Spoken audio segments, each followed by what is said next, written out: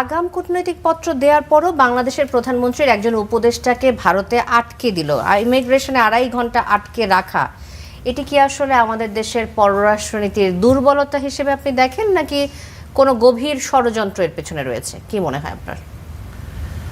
যেটা হয়েছে সেটা আমরা জানি। আগাম কূটনৈতিক যে শিষ্টাচার সেটা মেনেই কিন্তু এই জাহিদ উনি কিন্তু দিল্লিতে গিয়েছেন। যাওয়ার পরে যেটা হয়েছে সেটা হলো যে আমি জিনিসটা ইনফর্ম এবং কোন অনুষ্ঠানে যাবে সব কিছু ইনফর্ম হওয়ার পরে যেটা 2.5 ঘন্টা তাকে যেভাবেই হোক আমরা তার মুখ থেকে সরাসরি শুনিনি, আমরা যাই শুনেছি সংবাদের মাধ্যমে।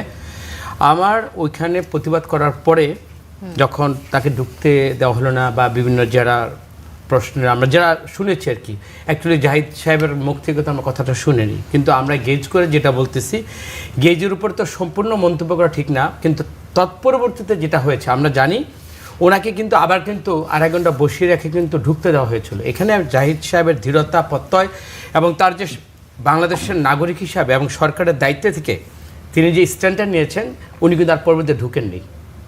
এটাকে প্রথম হলো যে উনি আমার বাংলাদেশের প্রতিনিধি হিসাবে এই তথ্য উপদেষ্টা, উনি সঠিক সমস্ত নীতিমালা মেনে এবং গভর্নমেন্টের প্রতিনিধি হয়ে ওইখানে গিয়েছেন এবং এখানে অন্যান্য সদস্য ছিল। পরবর্তীতে যেটা হয়েছে এবং আজকে যেটা আমাদের খলিলুর রহমান এবং শামা ওবায়দ আজকে পররাষ্ট্র মন্ত্রণালয়ের বিষয়ে ডেকে যে প্রতিবাদটা করেছে, এটা আমার জাতিসত্তার এবং আমি মনে করি সার্বভৌম একজন বাংলাদেশের যে কূটনৈতিক শিষ্টাচার মেনে যেটা হয়েছে, এটা অন্যায় হয়েছে, প্রতিবাদ হয়েছে এবং এইটার প্রতিকারের জন্য নিশ্চয়ই ওইখানে যে চিঠি ইস্যু হয়েছে আমরা ভারতের তরফ থেকে একটা সুস্পষ্ট আমরা বক্তব্য আশা করব। সেইখানে আমি প্রথম হলো আমি মেনে নিই, আমি ওইখানে গিয়েছি। যাওয়ার পর আমাকে যে হ্যারেস করলো 2.5 ঘন্টা সেটা পারে না।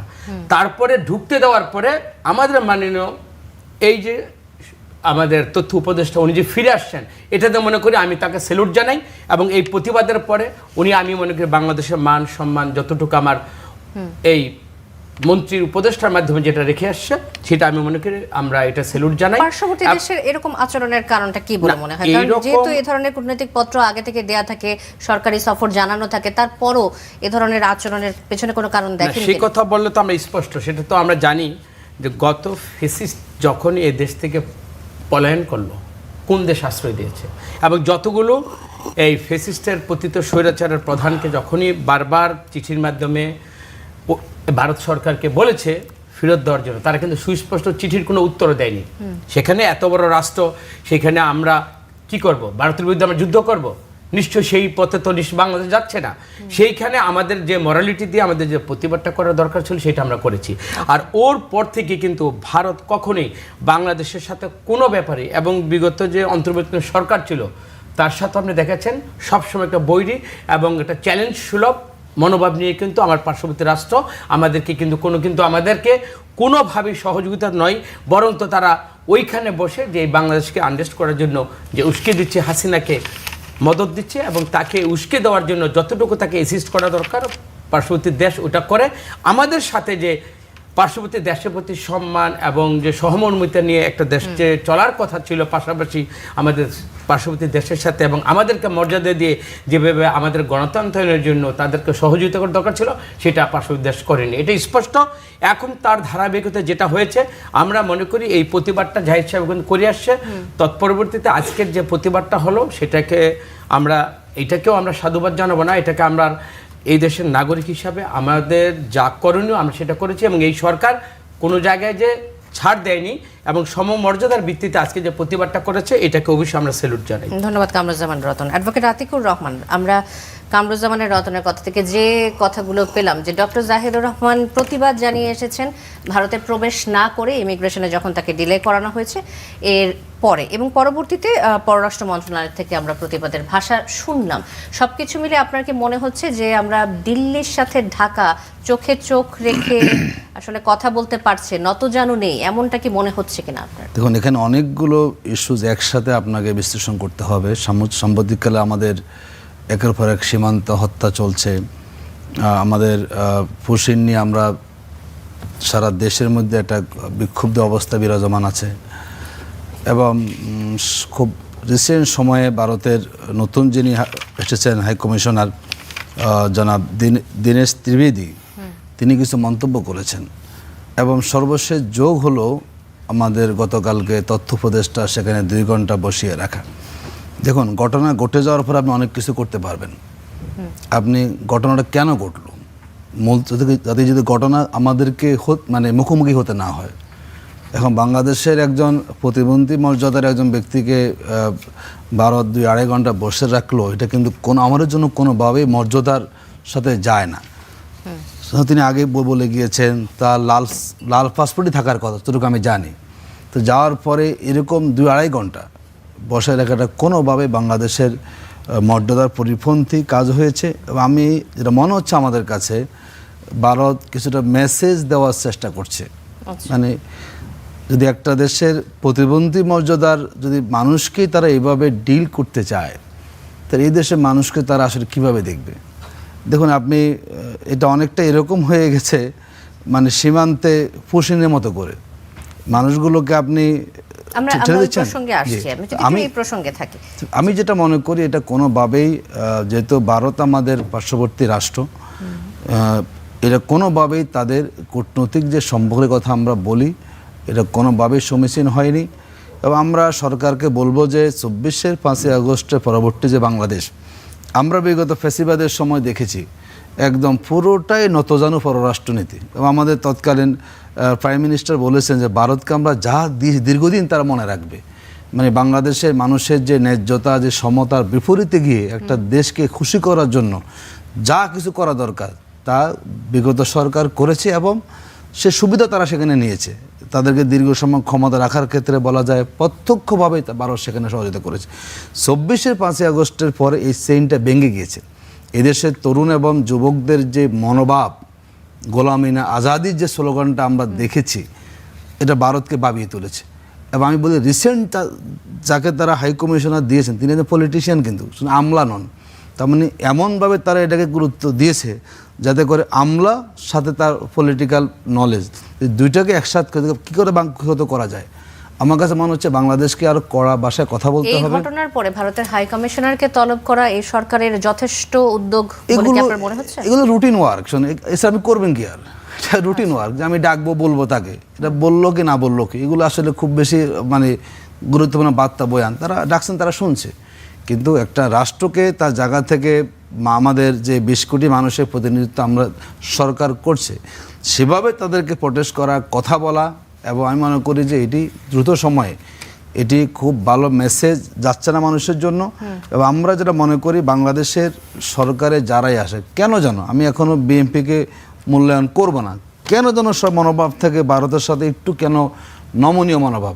আমরা মনে করি 24-এর বিপ্লবটা আমাদেরকে বলেছে, যদি দেশের মানুষ আমাদের পাশে থাকে, তাহলে যত বড় হোক না কেন পাশের দেশ, আমাদের দেশের মানুষের ন্যায্যতা অধিকার নিয়ে যদি চোখে চোখ রেখে আমরা কথা বলতে না শিখি, না পারি, না জানি, তাহলে রাষ্ট্র হিসাবে জনগণের সেন্টিমেন্টটাকে ধারণ করে আমরা ভূমিকা রাখতে পারবো না।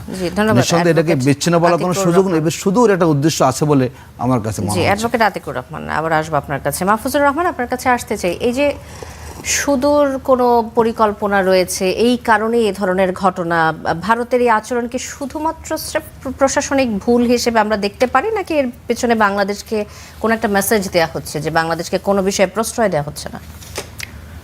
আমি যেহেতু প্রাক্তন কূটনীতিক, আমি ঠিক রাজনীতিক যারা বা সাধারণভাবে যারা বিশ্লেষণ করেন তাদের মতো করে ঠিক বলতে পারবো না যে এর পেছনে পার্টিকুলার কোনো উদ্দেশ্য অথবা অসৎ কোনো উদ্দেশ্য আছে কিনা। কিন্তু একটা জিনিস যদি দেখেন যে অন্তর্বর্তী সরকারের সময় ভারত বারবার বলে আসছিল যে তারা নির্বাচিত সরকারের সঙ্গে ডিল করতে চায়, এবং এরপরে শেষ দিকে এসে যখন নির্বাচন ঘোষণা করা হলো, তখন ভারতের অনেকগুলি আচরণ দিয়ে প্রমাণিত হয় যে তারা নির্বাচিত সরকারের জন্য অপেক্ষা করছে। আমাদের প্রাক্তন প্রধানমন্ত্রী মারা যাওয়ার সময় ভারতের পক্ষ থেকে যেরকম আচরণ করা হয়েছে, এবং নতুন সরকার গঠিত হওয়ার পরে ভারতের দিক থেকে যেরকম আচরণ করা হয়েছে, তাতে আমাদের মনে হয়েছিল যে ভারতের সদিচ্ছা আছে, তারা একটা নির্বাচিত সরকারের জন্য অপেক্ষা করছিল। কিন্তু পাশাপাশি দেখেন, যখন নির্বাচিত সরকার ক্ষমতায়, তখনই কিন্তু সীমান্ত হত্যা শুরু হলো, তারপর পুশিনের ঘটনা ঘটলো, ভিসা চালু হয় নাই, যেটা সবাই আশা করছিল এবং একটা কার্যকর স্টেপ হতে পারতো সদিচ্ছার, এবং অনেকবার কথা উঠেছে যে 2 সপ্তাহ আলাপ আলোচনা হয়েছে কিন্তু হয়নি। ভিসা ওপেন হতে যাচ্ছে। তারপর রাষ্ট্রদূত মহোদয় যখন আসলেন, তার মন্তব্যও দেশের মধ্যে এক ধরনের রিপার্কেশন দেখা গেছে বাংলাদেশে। এবং সর্বশেষ আমাদের একজন উপদেষ্টা মহোদয় দিল্লি থেকে যেভাবে ফিরে আসলেন, আমাদের পররাষ্ট্র মন্ত্রণালয় ঠিকই বলেছে যে এটা অনভিপ্রেত এবং একই সঙ্গে দুঃখজনক। কিন্তু মানুষ যখন এক এক করে এক একটার পর এক একটা ঘটনা মিলাতে থাকে, তখন হয়তো স্বাভাবিকভাবেই যে উনি যেমন বলেছেন সেই ধরনের কনক্লুশনে অনেকে পৌঁছে যায় খুব সহজে। আমি পৌঁছতে চাই না। আমি এখনও মনে করি যে আমাদের দুদেশের সম্পর্কের মধ্যে বৈরিতা ছিল, সেই বৈরিতা এখন আমাদের অবশ্যই নিরসনের সময় এসেছে। কিন্তু একটা জিনিস আমি এখানে ল্যাকিং দেখি, সেটা হলো যে আমাদের সরকারের দিক থেকে একটা ভালো কাজ করেছে যে ভিসার সেই আগের রেস্ট্রিকশনটা উঠিয়ে দেওয়া হয়েছে আমাদের দিক থেকে। কিন্তু দুদেশের সম্পর্ক পুনর্নির্মাণের জন্য বা যে বৈরিতা আছে সেটা নিরসনের জন্য আমাদের দিক থেকে কিন্তু আমি সক্রিয় বা ওইরকম সক্রিয় উদ্যোগ দেখিনি। সেইটা দেখা উচিত ছিল বা সেইটা করা উচিত ছিল। সেইটা যদি হতো তাহলে দুদেশের সম্পর্ক যখন আপনি পুনর্নির্মাণ করবেন তখন আপনার শর্তে এটা নির্মিত হইতে পারত। আচ্ছা, হাই কমিশনারকে তলব করাই কি যথেষ্ট, নাকি আমরা এখানে আমাদের সরকার ভারতের কাছ থেকে আনুষ্ঠানিকভাবে কোনো ক্ষমা প্রার্থনা এরকম কোনো দাবি করতে পারি কিনা? আমরা কি সেই জায়গায় আছি? আমার মনে হয় একটা সভ্য রাষ্ট্রের জন্য সেটাই যথাযথ প্রতিবাদ। আমাদের উপদেষ্টা মহোদয় সেখান থেকে ফিরে আসছেন যেভাবে, যে কথা বলে, সেটাও একটা প্রতিবাদ ছিল। এবং এইখানে পররাষ্ট্র মন্ত্রণালয় ভারতের হাই কমিশনার মানে অ্যাক্টিং হাই কমিশনারকে ডেকেছেন, সেটাই একটা প্রতিবাদ।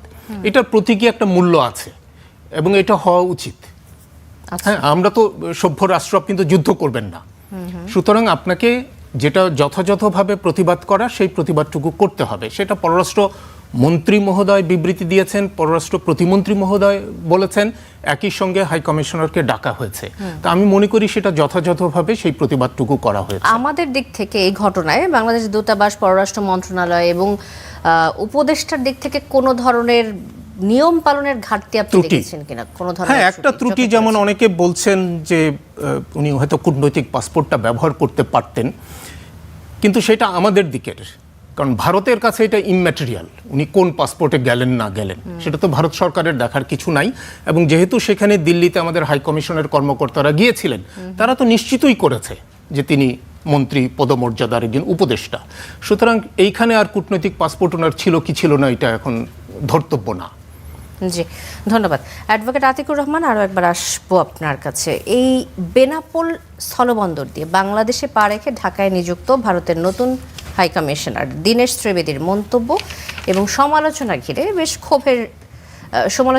বেশ ক্ষোভের সৃষ্টি হয়েছে আমরা দেখেছি। এবং দীনেশ ত্রিবেদী বলেছেন যে ভারত এবং বাংলার একই আকাশ, একই বাতাস, একই যন্ত্রণা। আমার মনে হচ্ছে না আমি বাংলাদেশে এসেছি। ভারতের 140 কোটি আর বাংলাদেশের 20 কোটি, এই 160 কোটি জনগণের জন্য যা ভালো হয় সেটাই করা হবে। দুই দেশ এক হলে শক্তি আরও বাড়বে, এমন মন্তব্য ঘিরে বেশ প্রশ্ন উঠেছে। ভারতের এই নতুন হাই কমিশনারের মন্তব্যকে সরকার কিভাবে দেখছে বলে আপনার মনে হয়? মানে যদি আমি সরাসরি আপনার কাছে জানতে চাই যে তার বক্তব্যের কোন অংশটা আপনি ব্যাখ্যা দাবি করবেন সরকারের কাছে?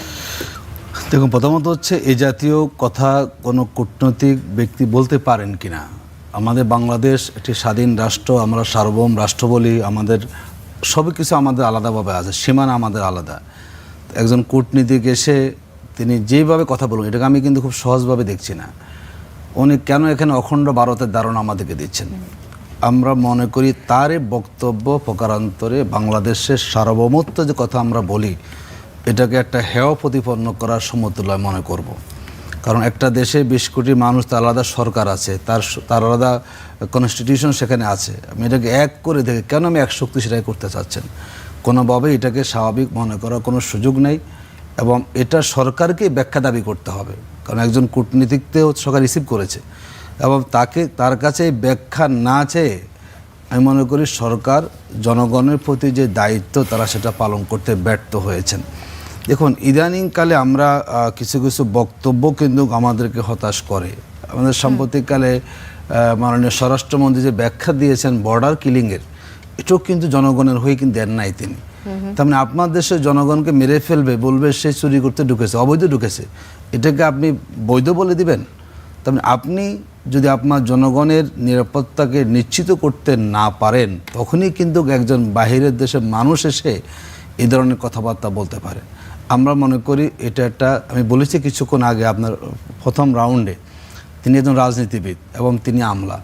ভারত নিঃসন্দেহে তাদের যে একটা সম্পর্কের যে একটা ব্যত্যয় ঘটেছে, তারা যেভাবে বাংলাদেশের মানুষের স্বার্থের বাহিরে গিয়ে, সেন্টিমেন্টের বাহিরে গিয়ে তারা যেভাবে বিগত ফ্যাসিবাদী সরকারকে তোষণ করেছে, এবং তাদের কাছে তারাই ছিল মূল, বাংলাদেশের মানুষ তাদের কাছে মূল বিবেচ্য বিষয় ছিল না। আমরা দেখলাম যে ঠিক ওখানে এখন তিনি আশ্রয় নিচ্ছেন, তাদের আশ্রয়প্রস্ত, তাদের দেশে আইন কাভার না করলেও তিনি কিন্তু সেখানে আছেন। তো যেখানে বাংলাদেশ থেকে একজন বিতাড়িত নেত্রী, যাকে 15 বছর বলা যায় সব ধরনের সহযোগিতা দিয়ে ক্ষমতা রেখেছেন, বিনা ভোটে ক্ষমতা ছিল, সব ধরনের সহযোগিতা করেছেন, তিনি এখন সেই দেশে আছেন। আবার সেই দেশের কূটনীতি বাংলা ঢুকে বলেন যে মানে সব উনি অখণ্ড ভারত চাচ্ছেন। এই ধরনের বক্তব্য বাংলাদেশের এই মন্তব্যের উপর ব্যাখ্যা চেয়েছেন আপনাদের দলের আমির, কোন বক্তব্যের আসলে ব্যাখ্যাটা চেয়েছেন জামাতের আমির? না, এই যে বক্তব্য দিয়েছেন না, উনি কেন এটি বলবেন? এটি কিন্তু আসলে কূটনৈতিক কোনো পরিভাষা হয় কি না? আপনি এসেছেন কূটনৈতিক সম্পর্ক, বাণিজ্যিক সম্পর্ক বজায় রাখবেন, সেখানে আপনি দুই দেশের স্বার্থগুলো বজায় রাখবেন, সেখানে এসে আপনি দুই দেশের জনগণকে এক করে ফেলে, এটা আপনার উদ্দেশ্যটা আসলে কি? তার মানে ভারত কি বাংলাদেশ স্বাধীনতা তারা স্বীকার করতে চায় না? তারা কি আমাদের সার্বভৌমত্বের উপরে আধিপত্যবাদ থাবা তারা দেখাতে চায়?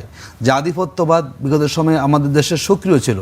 আমরা দেখলাম আমাদের দেশের একটা দলের প্রধান যখন গেলে ইলেকশন হয়ে গেলেন, বলে যে বলা যাবে না কি আলোচনা হয়েছে।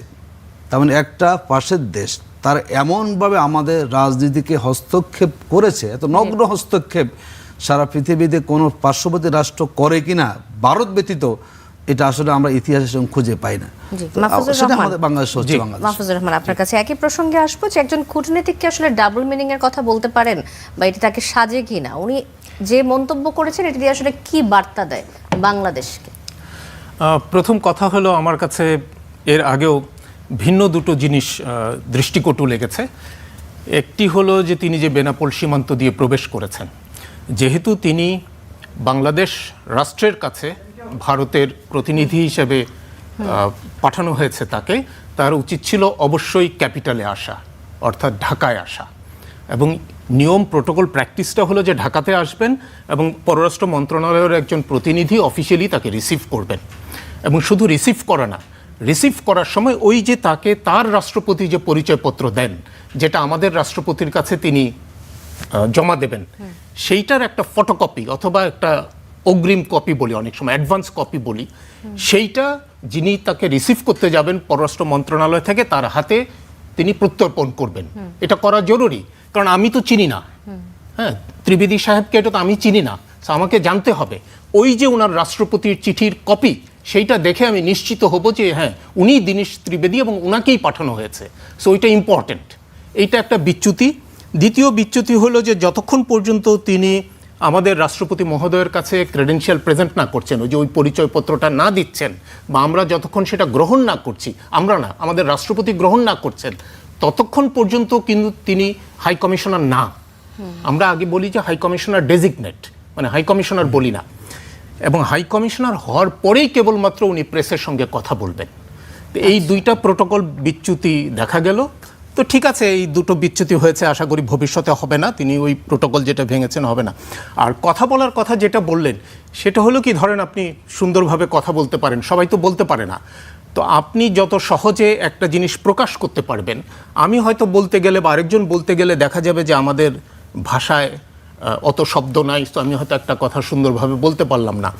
উনি যে কথাটা বলেছেন, যদিও রাজনৈতিক দল থেকে তার কাছে জবাবদিহি চাওয়া হয়েছে, আমি হয়তো এটা ওভারলুক করতে চাইতাম বা পারতাম।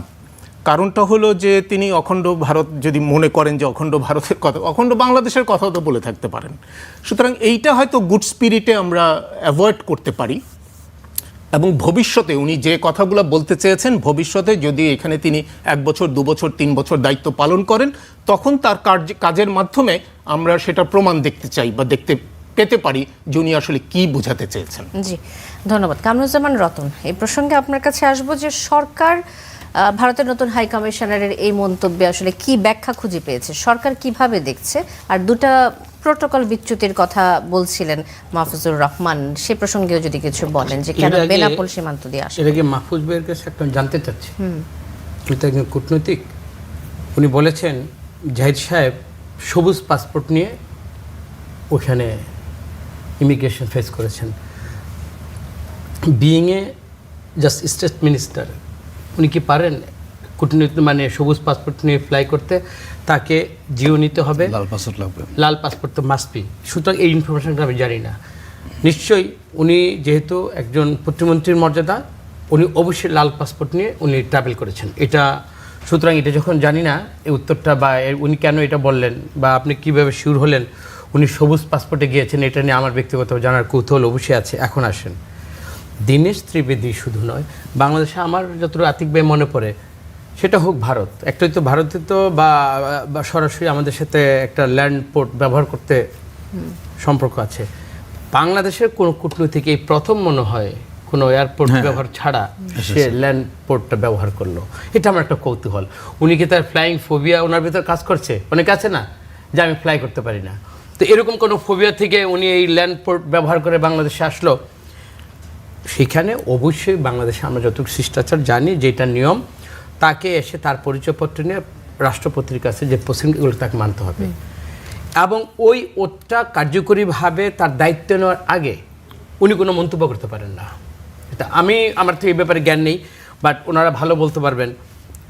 আপনি নিজের পরিচয়পত্র সাবমিট করলেন না, এর মধ্যে আপনি এমন একটা কথা বললেন যে এটা কিন্তু বাদ কি বাদ হতে পারে না। বাংলাদেশের, তোমার দেশে এত কোটি মানুষ, আমার স্বাতন্ত্র্য, আমার সার্বভৌম বাংলাদেশ, এইখানের সাথে তোমার কৃষ্টি কালচার কোথায় কোথায় মিল আছে। হ্যাঁ, আমাদের বন্ধুত্ব থাকবে, প্রতিবেশীর মর্যাদা দিয়ে আমার সমমর্যাদায় বন্ধুত্ব থাকবে, বাট আমার 20 কোটি মানুষকে একীভূত করে সে তার কাউন্টিংয়ের মধ্যে সে ভারতের অংশীজন হিসাবে কোন সেন্সে এটা বলল, নিশ্চয়ই সে বাংলাদেশে আসবে। এবং আমার মনে হয় সাংবাদিকরা এই প্রশ্নের উত্তর অবশ্যই তাকে করবেন।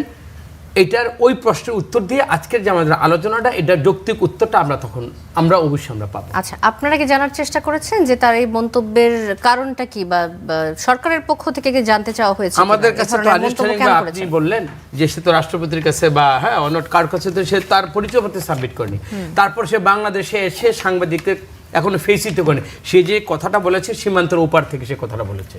তো সুতরাং আমাদের এই জিনিসগুলো কিন্তু এত হালকাভাবেও নেব না। আরেকটা কথা আমি যদি বলি, যদি লাল পাসপোর্ট উনি যদি বহন করে থাকেন, আমি যতটুকু এই সরকারি স্ট্যান্ড যেটা আমি জানি, আমার মনে হয় দেখবেন 2-1 দিনের মধ্যে ভারত সরকার এটাকে সরি বলবে। যেটা হয়েছে এটা আমার বিশ্বাস, কারণ আমি এই সরকারের আত্মমর্যাদা এবং এই সরকারের মানে যতটুকু, সবাই তো বলে বিএনপি নত মানে ভারতের কাছে, এই যে আমার ভাইরা আতিক বেরিতে বলে বিএনপি নাকি এই মানে আমাদের ভারতের কাছে নতজানু হওয়ার কারণে নাকি আমরা ক্ষমতায় এসেছি। তো এটা প্রমাণ নিশ্চয়ই এটা করে না। আমরা প্রতিটা জায়গায় সমমর্যাদার ভিত্তিতে আমরা এই জাতীয়তাবাদী দল, এই সরকার অবশ্যই পার্শ্ববর্তী দেশের সাথে আমরা যুদ্ধ করতে যাব না, আমাদের ফ্রেন্ডশিপ থাকবে, কিন্তু সেটা সমমর্যাদার ভিত্তিতে। তারেক রহমান এটা প্রথম তার বক্তব্যে এই স্ট্যান্ডটাকে কিন্তু সে ক্লিয়ার করেছে। সুতরাং আমি মনে করি উনি আসার আগে যে বিতর্কটা তৈরি করলেন বাংলাদেশের ক্ষেত্রে, তো এখন এই মেসেজটা কি, এটার সাথে এই যে কালকে জাহিদ সাহেবকে ফেরত দেওয়া, কারণ এগুলো কিন্তু একটার সাথে কিন্তু আর কিন্তু কানেক্টিভিটি আছে। আমি মনে করি এই যে পুশিং বা যতগুলো কার্যকলাপের মধ্যে ইতিমধ্যে ওরা মানে ভারত সরকার আমাদের প্রতি যে মানে বিমাতাসুলভ আচরণ প্রকাশ করছে, আমার মনে হয় এটা কিছুদিনের মধ্যে সব কিছু আমাদের কাছে এই বাংলাদেশের জনগণের কাছে পরিস্ফুট হবে। তবে আমি জাতীয়তাবাদী দল এবং এই সরকারের একজন মানে অংশীজন বা আমি একসঙ্গে মানে কর্মী হিসেবে বলতে চাই, নতজানু পররাষ্ট্রনীতির মাধ্যমে এই সরকার একদিন কোনো দেশের সাথেই সম্পর্কটা রাখবে না ক্ষমতায় থাকার জন্য। যেটা আমরা ফ্যাসিস্ট সরকারকে দেখেছি, ভোট ছাড়া ক্ষমতায় থাকতে গিয়ে ওই যে বললো না যে ভারত সরকারকে যা দিয়েছে, কি দিয়েছো? দেশের স্বার্থ বিকিয়ে দিয়েছো, সব কিছু বিকিয়ে দিয়ে অস্তিত্বহীন করে এই বাংলাদেশের মানচিত্র শুধু ক্ষমতায় থাকার জন্য যা করেছে, নিশ্চয়ই বিএনপি সরকার এইটা করার জন্য বাংলাদেশের মানুষ বিএনপিকে ক্ষমতাটা দেয়নি। সুতরাং আত্মবিশ্বাস রাখুন। এবং আমি যতটুকু আজকে আমাদের পররাষ্ট্র যে খলিল সাহেব এবং শ্যামাবত সাহেব যতটুকু তৎপর আমি দেখেছি এবং তাদের যে বডি ল্যাঙ্গুয়েজ এবং জি।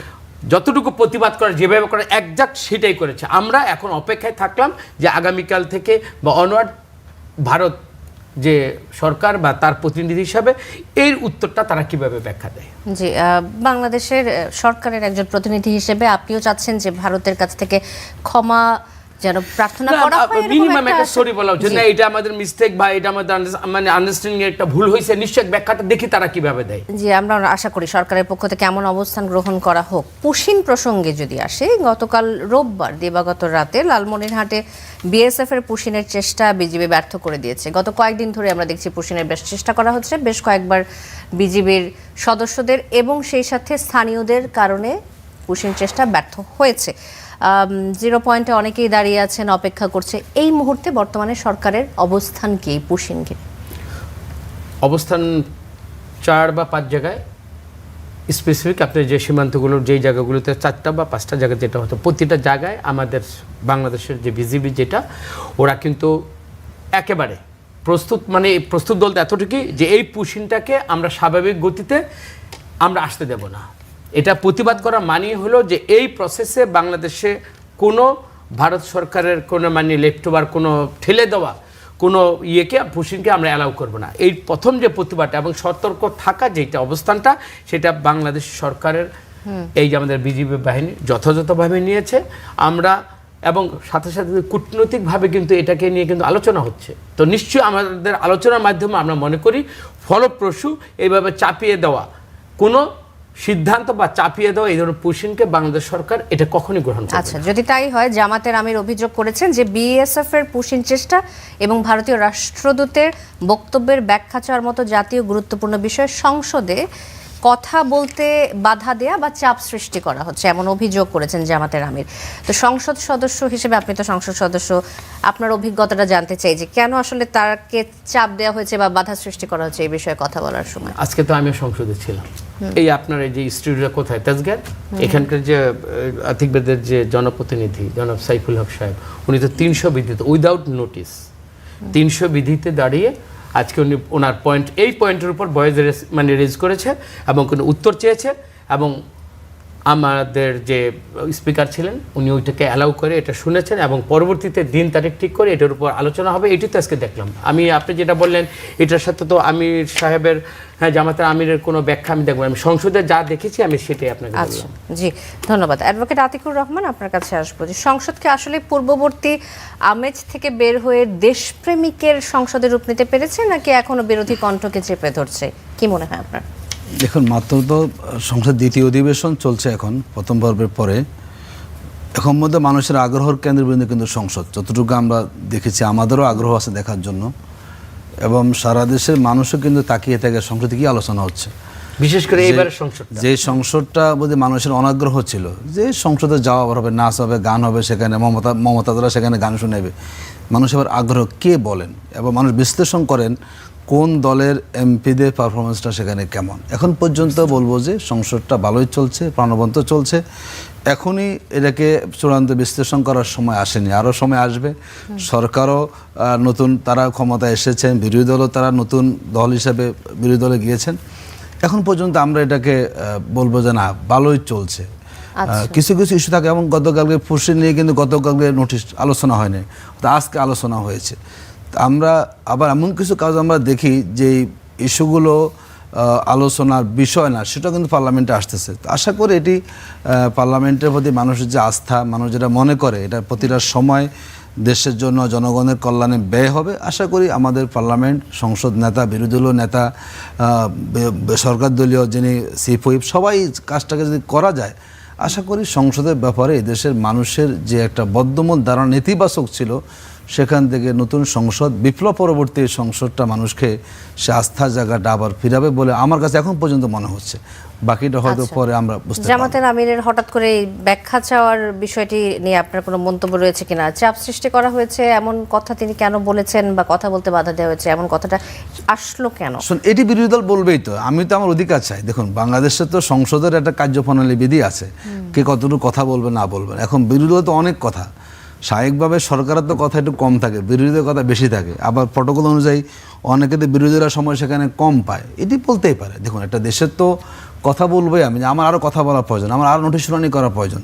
এটা নোটিশে মনে করি শুনানি করতে হবে 2 ঘন্টা, কিন্তু সেখানে আমি 30 মিনিট দেন, হয় না সেখানে। এই কথাগুলো বলা মানে হচ্ছে সংসদকে ঠিক রাখা, আসলে সাথে সংসদ কোনোভাবে একদিকে ডেলে না পড়ে, যাদের সংসদটা সবার সংসদ সেখানে হয়। আমি আরেকটা কথা প্রাসঙ্গিক বলছি, এটা রতন ভাই বলেছেন পুষিন নিয়ে। দেখুন, এটা আমাদের দুর্ভাগ্য, এদেশের মানে সাধারণ মানুষ যাদেরকে আপনি এখন সীমান্তবর্তী এলাকা রেখে যাচ্ছেন, আমরা কথা বলছি এবং বারবার তারা কাজটা করে যাচ্ছে। আর যারা বাংলাদেশের যারা মনে করেন যে সন্ত্রাসী, সব কিন্তু ওই দেশে আশ্রয় নিচ্ছেন। মানে বাংলাদেশকে যারা ক্ষতিকর তারা সব সেখানে আরামে আয়েসে আছেন। আর কিছু নিরীহ মানুষগুলোকে আপনারা তার নাগরিকত্ব নিয়ে প্রশ্ন তুলে তাকে আপনি পুশিং করে যাচ্ছেন। শরীফ ওসমান হাদির ব্যাপারে তো আমরা শুনেছি, সেখানে আসামিরা সেখানে, তো তাকে আপনারা পুশিং করেন। আপনারা বাংলাদেশের যারা সন্দেহ ওখানে পুশিং করেন, আপনারা আওয়ামী লীগদেরকে পুশিং করে দেন। আপনারা করবেন হলো যারা দেশের জন্য তাদের করবেন, নিরীহ মানুষগুলোকে আপনি কেন এগুলো করছেন? এটাও কিন্তু এক ধরনের মানবাধিকার লঙ্ঘন।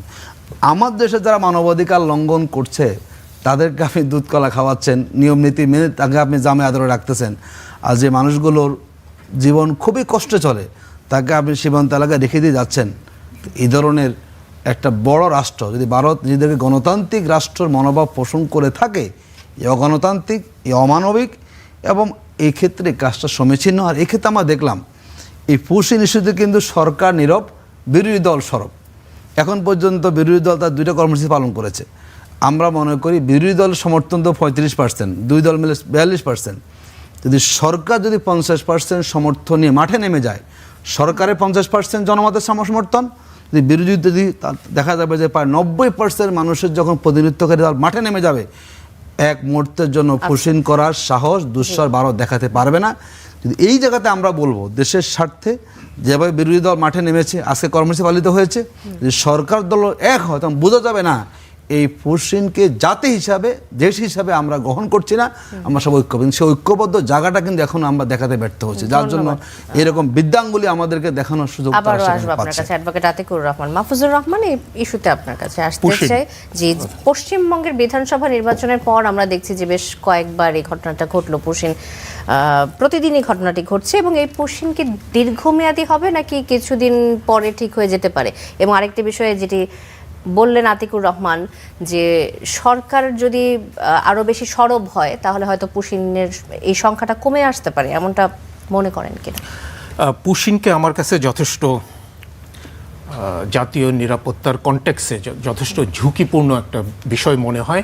সুতরাং এটাকে কোনোভাবেই আমাদের হেলাফেলার দিয়ে দেখা উচিত না, সিরিয়াসলি নেওয়া উচিত। যদিও আমি মনে করি যে পুশিং নিজে কোনো সমস্যা না, কারণ উনি যেমন বললেন যে একজন অপরাধীকে তো আপনার পুশিং করা হচ্ছে না, পুশিং করা হচ্ছে হলো অসহায় কিছু মানুষকে। তার মানে হলো পুশিং নিজে কোনো সমস্যা না, এটা একটা সমস্যার আলামত, অর্থাৎ 2 দেশের মধ্যে যে সম্পর্ক ভালো নাই সেটার একটা আলামত। তো সেই রকম ক্ষেত্রে যেটা করতে হয়, 2 দেশের মধ্যে সম্পর্কটা ভালো করার জন্য উদ্যোগ নিতে হয়। এখন আমি যেটা আগেও বলেছি যে বাংলাদেশ যদি নিজে উদ্যোগ না নেয় তাহলে তো ভারতের ইচ্ছা মতো আজকে পুশিং করবে, কালকে সীমান্ত হত্যা করবে, অন্য আরেকটা কিছু করবে, আমি শুধু রিয়াক্ট করে যাব। কিন্তু আমাকে একটু প্রোঅ্যাক্টিভ হওয়ার জন্য আমি সরকারকে অনুরোধ করব।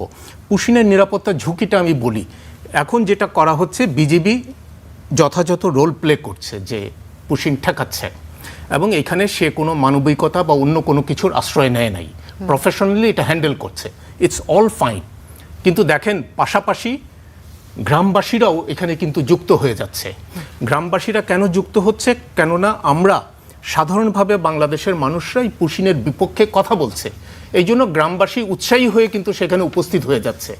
এখন এই যে জনতাকে কন্ট্রোল করা তো ডিফিকাল্ট, সবসময় যে আপনি কন্ট্রোল করতে পারবেন তা না। এখন বিজিবির কাছে দেখেন যে কত ভয়ঙ্কর একটা অবস্থা, একদিকে নিজের দেশের লোকদেরকে কন্ট্রোল করতে হবে, এবং আপনি জানেন না এর মধ্যে দুষ্কৃতিকারী থাকতে পারে, এর মধ্যে অনেক রকম এজেন্ট থাকতে পারে। সামনে আপনার ওখানে নোম্যান্স ল্যান্ডে কিছু অসহায় লোক আছে, ওই পারে আপনার বিএসএফ আছে, বিজেপি আপনার কয়টা দিক সামলাবে? তো এই কারণে এই পুশিংটা যাতে আর না হয় সেজন্য আমাদের যত দ্রুত সম্ভব কূটনৈতিকভাবে উদ্যোগ নেওয়া উচিত। 2000 সম্ভবত 2-এ একটা ঘটনা ঘটেছিল নীলফামারীর এদিকে ওরকম 200 লোক নোম্যান্স ল্যান্ডে ছিল। এবং তখন তৎকালীন পররাষ্ট্রমন্ত্রী মহোদয় জনাব মোর্শেদ খান উনি কিন্তু দিল্লিতে ছুটে গিয়েছিলেন, এবং যেদিন উনি ফ্লাইট নেন, দিল্লির ফ্লাইট, সেদিনই সেই 200 লোকরে বিএসএফ সরায় নিয়ে চলে গেছে। হ্যাঁ, এবং দিল্লিতে গিয়ে একটা সমাধান হয়েছিল, এই পুশিন তারপরে আর কিছুদিন দেখা যায় নাই। তো এইরকম একটা উদ্যোগ নিতে হবে, মানে জিনিসটাকে সিরিয়াসলি নিতে হবে। আমরা যদি ছেড়ে দেই বিজিবির হাতে অথবা জনগণের হাতে, জনগণকে তো আপনি সবসময় নিয়ন্ত্রণ করতে পারবেন না। হ্যাঁ, তারপর দেখা যাবে যে কোনো ধরনের হঠকারী সিদ্ধান্ত জনগণের মধ্যে থেকে চলে আসতে পারে। জি, কামরুজ্জামান রতন, এই যে বাংলাদেশ সরকার, বিএনপি সরকার এখন যে সরব হয়েছে, প্রতিবাদ জানাচ্ছে, এটি আসলে যথেষ্ট কিনা এটা নিয়ে বারবারই কিন্তু আমাদের অতিথিরাও একই কথাই বলছে যে আরো প্রোঅ্যাক্টিভ হওয়ার কথা বলছে। সরকার প্রোঅ্যাক্টিভ হওয়ার জন্য আর কি পদক্ষেপ নিতে পারে? যখন থাকে তোরা রিঅ্যাকশন জানাবেন, এটাই স্বাভাবিক। সেটা সংসদের ভিতরে হবে, বাইরে হবে। আর সরকার থাকলে অ্যাকশন করতে হবে। তো অ্যাকশনটা মানে কি? আমি যুদ্ধ ঘোষণা করব? সঠিক বলেছেন মাহফুজ ভাই, সেটা হলো সরকারের যে প্রারম্ভিকভাবে পুশিন ঠেকাতে আমার পিজিবি বাহিনী যতটুকু ওইখানে গ্রামবাসীদের সহযোগিতা, সেন্টিমেন্টের ব্যাপার, কিন্তু যা প্রাথমিকভাবে যা করা দরকার সেটা সরকারের এই বিজিবি বাহিনী এবং গ্রামবাসীরা তাৎক্ষণিকভাবে একটা শক্তিতে যেভাবে একটা মেসেজ দেওয়া দরকার ভারত সরকারকে, ওইটা কিন্তু দিয়েছে। এখন একটা কথা আমি বলতে চাই আতিক ভাইকে, সংসদ প্রাণবন্ত, এটা কিন্তু একেবারে। কারণ এখন দেখেন বাংলাদেশের মানুষ আগের সংসদের প্রতি কোনো আগ্রহই ছিল না, ওর আবার ইস্তেম বা জানি যে ওখানে কী হবে। এখন আমার মনে হয় প্রত্যেকবার আমরা যখন ইন হাউসে আমরা অবস্থানটা দেখি, সব দিক থেকে মনে হয় যে সবাই মানে মনে সব কিছু শুনছে, সবার কথাগুলো নিচ্ছে। এখন দেখেন বাস্তবতাটা হইলো এই যে আমরা যে চেয়ারগুলো বসি, কারা বসতো? ওরা কি ভোটের মালিক ছিল? জনগণ ভোট দিয়েছে। দেখা যায় প্রায়শই মাইক নষ্ট ওই চেয়ার, ছোট গ্রাম দেশে ভূত দেখছেন, ভূত জানি না, হুজুর আনে জারফুক। এখন তো সংসদটাকে 3.5 মাসে জারফুক দিয়ে মোটামুটি ঠিক করা হচ্ছে। আমি মনে করি সংসদ এখন প্রাণবন্ত এবং ফাংশনিং কার্যকরী দেখতে চাই, সেটা জামাত ইসলাম দেখতে চায়। আমরা এই ট্রেজারি বেঞ্চে থেকে আমরা কার্যকরী দেখতে চাই। আপনারা আশাবাদী সবাই আমরা মিলে এই দেশটাকে আমরা যদি ভালোবাসি এবং গণতন্ত্রকে সঠিকভাবে যদি আমরা মূল্যায়িত করতে চাই এবং শহীদদের মর্যাদা যদি আমরা সবাই দিতে চাই, আমি আমার জায়গা থেকে এবং জামাত ইসলাম, এনসিপি ভাইরা সর্বতোভাবে আমরা যে একটা সুন্দর একটা চিন্তা নিয়ে বিরোধিতা করবে, আমরা সরকারের দায়িত্ব থেকে সবাইকে একটা পরিবারের সদস্য হিসাবে যে কোনো দুর্যোগ বলেন, এই যে প্রতিবেশী রাষ্ট্রের সাথে আমাদের সমমর্যাদার ভিত্তিতে যদি আমাকে দাঁড়াতে হয়, বিরোধী দল অবশ্যই আমাদের পাশে দাঁড়াতে হবে এবং আমাদেরকে তাদের কগনিজেন্সে রেখে আমাদেরকে কাজটা করতে হবে। আমরা একটা প্রাণবন্ত শুধু নয়, প্রাণবন্ত এখন আছে এবং এটা কার্যকরী ফাংশনিং একটা পার্লামেন্ট দেখতে চাই, জাতি দেখতে চায়। এবং এইখানে আপনাদেরও এরকম সরব উপস্থিতির মাধ্যমে জাতি শুনুক যে আমরা কি করতে চাচ্ছি। আর যৌক্তিকভাবে কোনো ইনফরমেশনের ভিত্তিতে বা বিরোধিতার খাতিরে বিরোধিতা করে তারেক রহমানকে ঘায়েল করতে চাই কিনা এর জাতি দেখবে। আর তারেক রহমানের যে উদ্যোগগুলো, এগুলো যদি অবশ্যই যদি প্রশংসনীয় হয়, এবং আমি মনে করি সর্বশেষ আজকে আমার কথাটা, যে অর্থনৈতিক ক্ষণবন্ধু, যে প্রশাসনিক অবকাঠামোর তারেক রহমান দায়িত্ব নিয়েছেন, এটা একটা চ্যালেঞ্জ। এই চ্যালেঞ্জ এটা জানি না সবার পক্ষে নেওয়া সম্ভব হতো কিনা। আমি মনে করি যে চ্যালেঞ্জ উনি নিয়েছেন এবং বিরোধী দলের যদি এখানে যে গঠনমূলক এবং তাদেরও অনেক দায়িত্ব আছে, এটা যদি গঠনমূলক সমালোচনার মধ্যে দিয়ে তারেক রহমানকে সহায়তা করা হয়, আমি এই দেশটার উজ্জ্বল ভবিষ্যৎ অবশ্যই আমি সামনে দেখতে পাচ্ছি। জি, অ্যাডভোকেট আতিকুর রহমান, জামাতের আমির এবং বিরোধী দলীয় নেতা শফিকুর রহমান বলেছেন যে এই যে বেনজির আহমেদ যে আটক হয়েছেন, এটি সরকারের কৃতিত্ব নয়, এটি আসলে ইন্টারপোলের কৃতিত্ব, এমন কথা তিনি বলেছেন। তার বিরুদ্ধে রেড অ্যালার্টও বর্তমান সরকার জারি করেনি, যেটি করেছে অন্তর্বর্তী সরকার। মানে কিছুটা কৃতিত্ব তিনি অন্তর্বর্তী সরকারকে দেওয়ার চেষ্টা করেছেন কিনা সে বিষয়টি জানবো। তবে বেনজিরের আটক বাংলাদেশের একটা অর্জন, কিন্তু বেনজির দুবাইয়ের কারাগারে থাকবেন নাকি তাকে দেশে আনা হবে তা সরকারের সদিচ্ছার উপর নির্ভর করছে। তো আগের সরকার মানে অন্তর্বর্তী সরকার রেড অ্যালার্ট জারি করেছে বলে গ্রেফতারের কৃতিত্ব কি আসলে তাদের? দেখুন, এটি তো বাস্তবতা। ইন্টারিম গভর্নমেন্টের সময়ে মূলত আবেদনটা হয়েছে, মামলাও হয়েছে, ইন্টারপোলে সেখানে আপনার অভিযোগ করা হয়েছে। কিন্তু আমরা দেখলাম যে যেই দুজন ব্যক্তি দুদকে মামলাটি করেছেন, সরকার কিন্তু তাদেরকে সরিয়ে নিয়েছে। আমি জানি না কেন করেছে, মানে যারা উদ্যোগ নিয়ে তদন্ত করে মামলা করেছেন এবং ইন্টারভিউ পর্যন্ত গিয়েছেন তাকে আটক করার জন্য রাষ্ট্রীয় উদ্যোগে, তারা কিন্তু এখন সেই জায়গায় নাই, তাদেরকে সরিয়ে নিয়েছেন।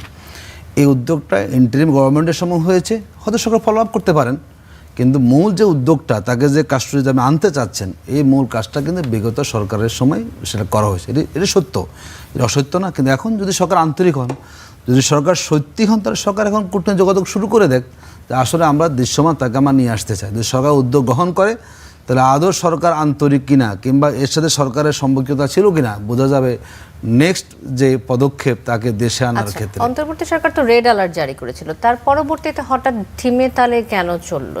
তাৎক্ষণিকভাবেই তো ব্যবস্থা গ্রহণ করতে পারতো, তৎপর হয়ে দেশে নিয়ে আসার ব্যবস্থা করতে পারতো, সেটা কি পারতো কিনা? এটিও তো অনেক থাকতে পারে, দেশে ইলেকশনের পরিবেশ চলে এসেছে, নানা ধরনের সময় থাকতে পারে, সেখানে অনেক সময় সবগুলো ত্বরিত কিন্তু করা যায় না, একটা নির্দিষ্ট প্রসেস সেখানে অবলম্বন করে কাজটা সেখানে করতে হয়। দেখুন, যেটা আমাদের রতন ভাই বলেছেন, আমরা এখন পর্যন্ত কিন্তু সরকারকে সহযোগিতা করতে চাই। আমাদের গত 13 তারিখে বিরোধী দলীয় নেতা চিটাগংয়ে একটা সমাবেশে বলেছেন যে প্রধানমন্ত্রীর আশেপাশে আসলে কারা আছে এটা আমরা উদ্বিগ্ন, কারণ আমরা লক্ষ্য করেছি যতটুকু জায়গায় উনি কথা বলছেন অনেকগুলো ইনফরমেশন ওনাকে ভুল দেওয়া হচ্ছে। কারণ একটা দেশে যখন প্রধান নির্বাহী ব্যক্তি যখন কোনো ভুল কথা বলবেন, এটা দেশের জন্য কিন্তু সম্মানহানিকর। আমরা বলবো যে বিরোধী দল কিন্তু সরকারের যৌক্তিক আমরা সমালোচনা করব, কিন্তু সরকার যাতে করে জনবান্ধব সরকার হতে পারে। যদি এমন কোনো ব্যক্তিবর্গরা থাকেন যারা এখন সুবিধাভোগী, আমি জানি না এমন কেউ আছে কি না, যারা হয়তো একসময় বাহিরে ছিলেন এখন তারা সরকারের খুব পাওয়ারফুল জায়গায় আছেন, ওনারাই কিন্তু অনেক সময় সরকারকে ভিন্ন দিকে নিয়ে যান। ধরুন আমি তো বলি, আপনাকে দায়িত্ব নিয়ে বলি যে ইসলামী ব্যাংক নিয়ে যে পদক্ষেপ নিয়েছে সরকার, এটা কোনোভাবে সরকার যে ভালো নিয়েছে সরকারের লোকেরা কিন্তু বলে না। নিঃসন্দেহে কোনো একটা ব্যক্তি বুঝিয়েছেন তাদেরকে এটা করেন আপনি। তার মানে বিগত ফ্যাসিবাদী সরকার ব্যাংকিং সিস্টেম নিয়ে যেই পথে হেঁটেছে, এই সরকারের দরকার ছিল অর্থনৈতিক স্টাবলিশেশন নিয়ে আসা, স্বাভাবিক রাখা। সে উল্টো তারা কী দরকার ছিল বলুন, একটা ব্যাংক ঠিকভাবে চলছে, তার পরিশোধ আছে, আপনি সেখানে জোর করে এসে যদি আপনি জনগণের আস্থার জায়গাটা নষ্ট করে দেন, এটা কিন্তু সরকার ক্ষতি হয়েছে না বলুন? এই যে ইসলামী ব্যাংকে আজকে 12,000 কোটি টাকা দিয়েছেন, এটাও সমাধানের সম্ভাবনা কম, কারণ মানুষ এখন দেখতে চায় কাদেরকে সরকার সামনে দিচ্ছেন। মেটাফোর্স ভেঙে দিয়েছেন, ভালো কথা, নতুন কাদেরকে আপনি দিচ্ছেন? যে আস্থা একবার ভেঙে, অনেকে বলেন কি জানেন, আগে তো হয় নাই, আগে মানে বুঝতে পারে নাই যে এরকম এই সালাম আসছে, যে এরকম ব্যাংক দেউলে, মানে বুঝে গেছে এখন এই সালাম আসলে কি হতে পারে, এক্সাম্পল যেহেতু ক্লিয়ার, সুতরাং তারা আবার একই কাজ করবে। তো কেন এখন সরকার বিকল্প লোক ছিল না, কেন খুশি সব কিছু হবে? একটা দেখুন, ঠিক আছে, আদিন হসপিটাল। আরেকটা বিষয়, আপনি আমার প্রসঙ্গ থেকে একটু সরে যাচ্ছি। সাবেক আইজিপি বেনজির আহমেদের যে গ্রেফতারের সরকারি এবং বিরোধী দল, আপনি বললেন সবাই একসাথে এটাতে এক হয়েছে, সবাই টেবিল চাপড়ে এটাকে স্বাগত জানিয়েছে, কিন্তু বাইরে বের হয়ে সংসদের বাইরে জামাতের আমির হঠাৎ করে কেন বললেন যে সরকারের এটাতে কৃতিত্ব নেই, এটা ইন্টারপোলের সাফল্য? মানে সংসদে জি বলেন আপনি দেখেন, জামাতের আমির হন শ্রদ্ধা ব্যক্তি, আমি শ্রদ্ধা রেখে আপনি বলি, আচ্ছা আপনার অন্তর্বর্তীকালীন সরকার, আমাদের অন্তর্বর্তীকালীন সরকার যা করেছে সবগুলো কাজ কি পরবর্তী সরকারের কাজকে, জাতীয় দলের সবগুলো কাজ কি ওমিট করে দেওয়া, মানে ভয়েড করে দেওয়া তো কাজ না, কন্টিনিউশন থাকবে। আচ্ছা, এই যে এটা বললেন, এখন বেনজিরের মতো কালপিটসকে কিভাবে শাস্তি করতে হবে বা কোন দেশে ধরা পড়েছে, এটা তো চলমান একটা প্রসেস ছিল। বিএনপি সরকার এসে কি রেড অ্যালার্টটাকে উঠিয়ে দিয়েছিল? না, নিশ্চয়ই না। এটা তো তাহলে কি দেখেন, সে ধরা পড়েছে, শুধু এইখানে না, আমি যতটুকু আমি জেনে বলছি আপনাকে, এই যে ইরানের সাথে যে ইসরায়েলের আমেরিকার যুদ্ধটা না, ম্যাক্সিমাম যারা ফেসিস্ট এদেশ থেকে লুটের টাকাগুলো লুণ্ঠন করে ম্যাক্সিমাম দুবাইতে। এমনও শুনেছি ওরা প্রতি রাত্রে আল্লাহরে যতবার না ডাকছে, কারণ ওই যে ওইখানে পাপের যে প্রায়শ্চিত্ত, যে আমাদেরকে এইখানে মরতে হয় কিনা, ওদের পাপের সম্পদ ম্যাক্সিমাম কিন্তু এই দুবাইতে আছে, দুবাইতে যে ধরা পড়েছে। এবং আজকে আমি স্বরাষ্ট্রমন্ত্রীর বিবৃতি গতকাল উনি কি বলেছে, 1 মাসের মধ্যে সব প্রসিডিংস মেনে বাংলাদেশ আনবে। এবং আজকে থেকে কিন্তু 10টা যে তার মামলা, হত্যার মামলা, মানে যতগুলো মামলা আছে ইতিমধ্যে কিন্তু সব কিছু কিন্তু আজকে কিন্তু সব নড়েচড়ে বসেছে এবং সবাই প্রস্তুত ওকে দেশে আনার জন্য। সুতরাং আমি মনে করি হ্যাঁ না ওইটাই, সুতরাং আমার এই ক্ষেত্রে বা এতটুকু সংকীর্ণতার মধ্যে এইটা ওই দলের ক্রেডিট না। আরে বাবা, বেনজিরের মতো লোক পৃথিবীর ইতিহাসে বাংলাদেশের জন্য ওকে খুব মানে দরকার ছিল। ওর 2-1টা ভিডিও চিত্র দেখেছিলেন যে আমার আর্মস, এটা দিয়েছে আমাকে, মানে তার বডি ল্যাঙ্গুয়েজটা কি ছিল, এবং বলছে যে 70 হাত মাটির তলে থেকে নিয়ে হইলে ওদেরকে আমি বের করে নিয়ে আসবো। ওর মতো পাপিষ্ঠের বাংলাদেশে বিচার হবে শুধু তার না, তাকে যারা ফেসিলিটেট করেছে, এবং তার সাথে একটা গ্যাংস্টার ছিল, সেটা প্রশাসনে এবং অনেক ব্যবসায়ীরা তার সাথে জড়িত ছিল। তার এই মনোভাবের, এই দানবের জন্য বাংলাদেশে ওর এবং জিয়া যতগুলো গুমের পিছনে আছে ওরা সবচেয়ে বেশি দায়ী। আমরা আল্লাহর কাছে আমাদের প্রথম শুকরিয়া আদায় করা উচিত যে ওর মতো লোক ধরা পড়েছে এবং ওর পাপের বিচারটা আমরা দেখব ভিজিবলি।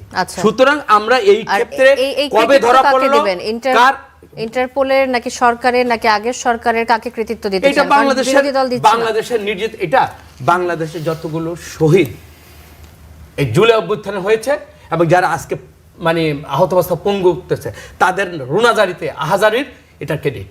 আমি মনে করি যারা মারা গিয়েছে এবং যারা এই আন্দোলনে আজকের এই পরিবেশের জন্য যারা আমাকে এখানে এমপি হিসাবে বসিয়েছে, আল্লাহ তাআলা তাদেরকে মানে ক্রেডিট গোস টু যারা মানে মারা গেছে তাদেরকে আমি দিতে চাই। এখানে আমার পার্সোনাল ক্রেডিট না, আমার ফিলিংসটা আমি আপনাকে এভাবেই বললাম। জি, অ্যাডভোকেট আতিকুর রহমান, আপনার কাছ থেকে ছোট্ট করে একটু শুনবো যে যেটি বলছিলেন যে হঠাৎ করে সংসদের বাইরে কেন অন্য কথা বলা হচ্ছে। না, সংসদে তো সবাই কথা বলে না। আপনারা যেটা একসাথেই কাজ করতে চান সরকারের সাথে তালে তাল মিলিয়ে বলছিলেন। আমাদের তো দায়িত্ব সত্যটাকে উপস্থাপন করা, ঠিক না? আমরা তো এটাকে অখুশি না, আমরা খুশি যে সরকার উদ্যোগ, কিন্তু যেটা বাস্তব তো সেটাই। আপনি তো সবার অবদানকে আপনাকে সামনে রাখতে হবে। বর্তমান সরকারের অবদান তারা এটাকে কন্টিনিউ করেছেন, তারা তাকে নিয়ে আসুক, আমরা এটাকে নিঃসন্দেহে এটাকে আমরা সাধুবাদ জানাবো।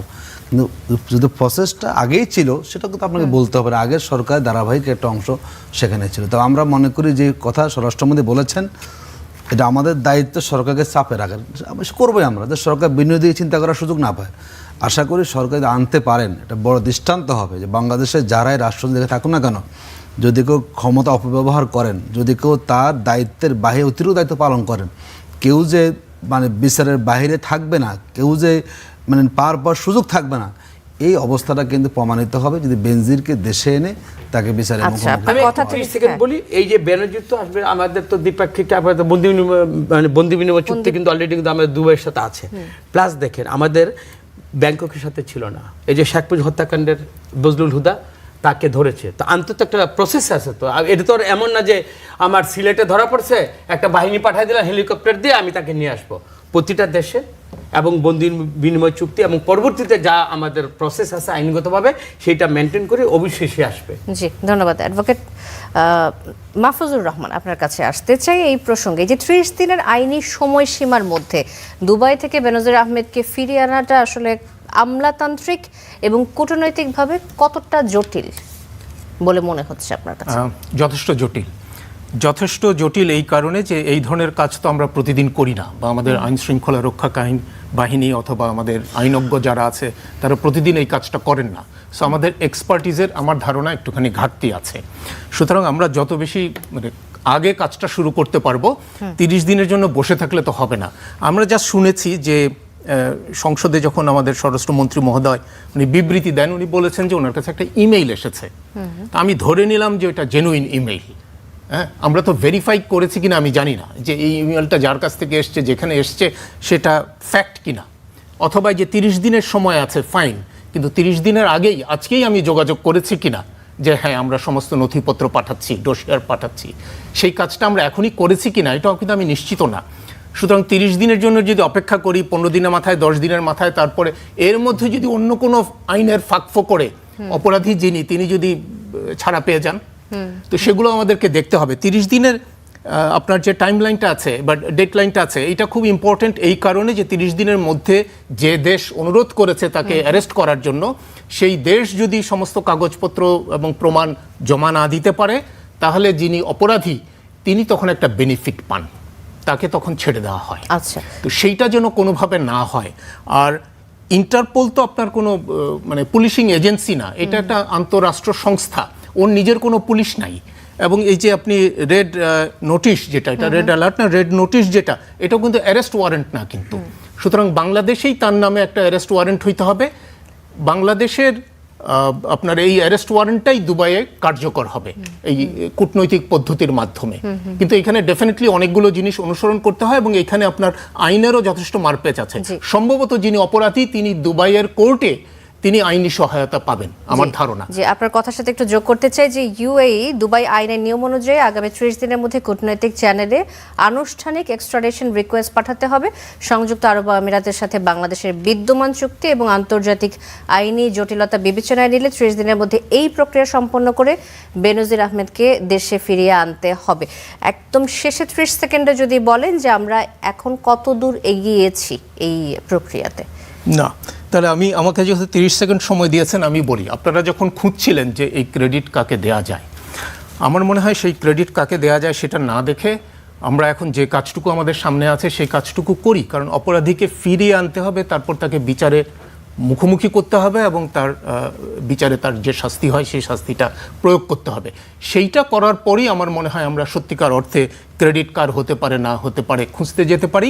ক্রেডিট হতে পারে যদি ভবিষ্যতে ওনার মতো যারা আইজি হন বা এমপি হন অথবা অন্য কোনো গুরুত্বপূর্ণ দায়িত্বে থাকেন অথবা অ্যাম্বাসেডার হন, তারা যেন ক্ষমতার অপব্যবহার করে এই ধরনের ঘটনা না ঘটান। অনেক ধন্যবাদ মাহফুজুর রহমান। একেবারে শেষ পর্যায়ে একবার আমি বলি, জি। বনানী কার্নিশে আমরা দেখেছি আন্দোলন সময় জুলাই একেবারে বনানী কার্নিশে একেবারে মানে খুব ক্লোজ মানে রেঞ্জে দুজনকে গুলি করে মারা হয়েছিল। এটা 4 দিনের মধ্যে এটা রায় হবে বিচারের, এবং ওই মামলায়ও এ বেনজির আসামি। সুতরাং তাকে কনভিকশন করে বাংলাদেশে আনার জন্য আমরা যতটুকু জানি খুবই সচেষ্ট, এবং আজকে থেকে এটা আমরা ভিজিবল আমরা দেখেছি। বিচার দ্রুত হওয়াটা প্রয়োজন, সার্চ গঠন করে সাক্ষী নিয়ে তার রায়টা হওয়া প্রয়োজন দ্রুত সময়ের ভিতরে। মানে এটাই ওই যে মানে ওই 2 মামলার 2 জনকে মারা হয়েছিল, ওই মামলায় বেনজির আছে এবং ওইটা রায় হবে 3 থেকে 4 দিনের মধ্যে। সুতরাং তাকে কনভিকশন, যেহেতু কনভিক্টেড আসামি, তাকে ইন্টারপোলের মাধ্যমে যেভাবে আনা দরকার, আমাদের এই গভর্নমেন্ট খুবই সিরিয়াস। আজকে আমি জেনে আমি এই কথা আমরা আশা